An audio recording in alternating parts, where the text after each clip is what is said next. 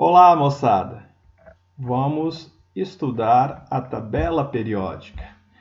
Esse marco na química nos ajudou muito a desenvolver a química e começou mais ou menos os estudos sobre essa organização dos elementos um pouco mais de um século e meio. E o primeiro cientista a dar a sua contribuição organizou os elementos de 3 em 3, de acordo com suas propriedades. Então foi chamado de tríades. Bom, como ele organizou esses elementos? De acordo com suas massas atômicas. Então imagine o seguinte, são 3 elementos aqui que possuem propriedades semelhantes.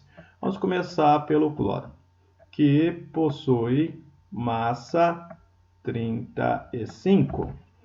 Bom, e vamos pegar o outro extremo dessa tríade, que é o iodo, de massa 127.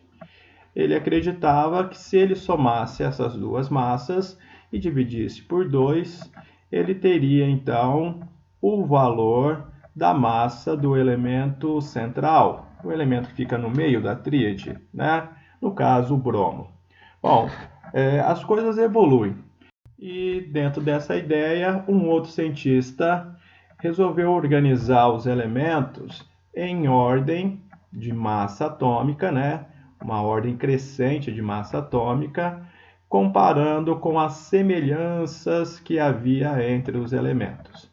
Então, nesta organização, ele percebia que gerava uma linha espiral em volta de um cilindro.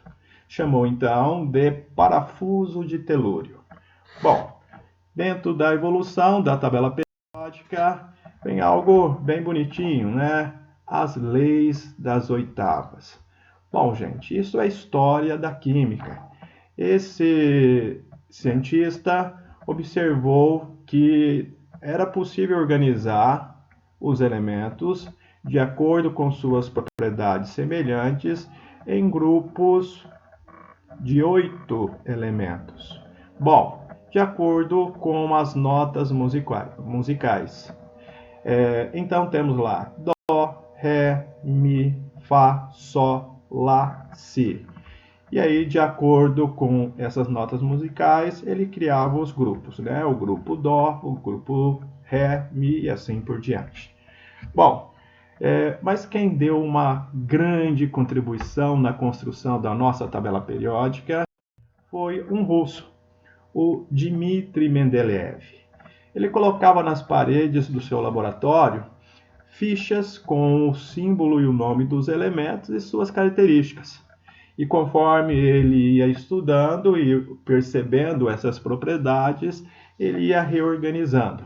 Mas ele percebeu que sobrou buracos, lacunas na tabela. Como nem todos os elementos que conhecemos hoje já eram conhecidos, né?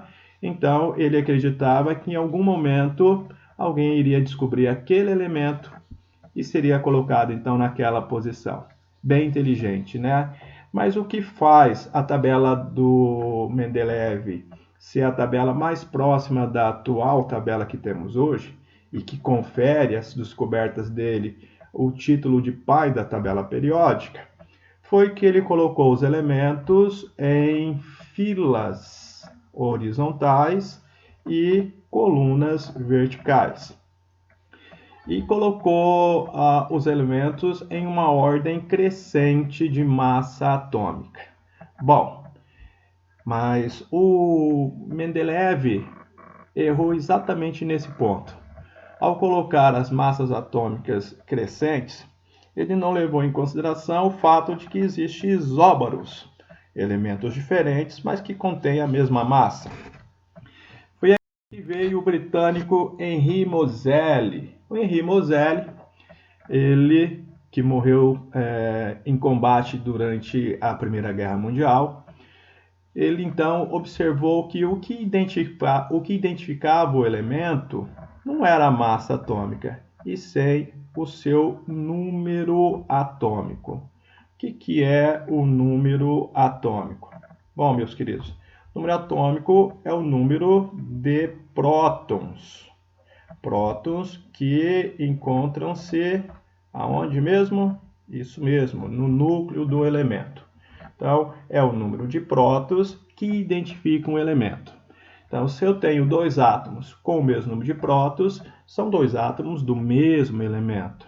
Porém, se eu tiver dois átomos com números atômicos, números de prótons diferentes, são elementos diferentes. Então, assim ele disse que a melhor maneira de organizar a tabela periódica é colocar os elementos em ordem crescente de número atômico. Duas coisas nós vamos bater muito firme aqui. Primeiro, como é que é organizado a tabela periódica atual?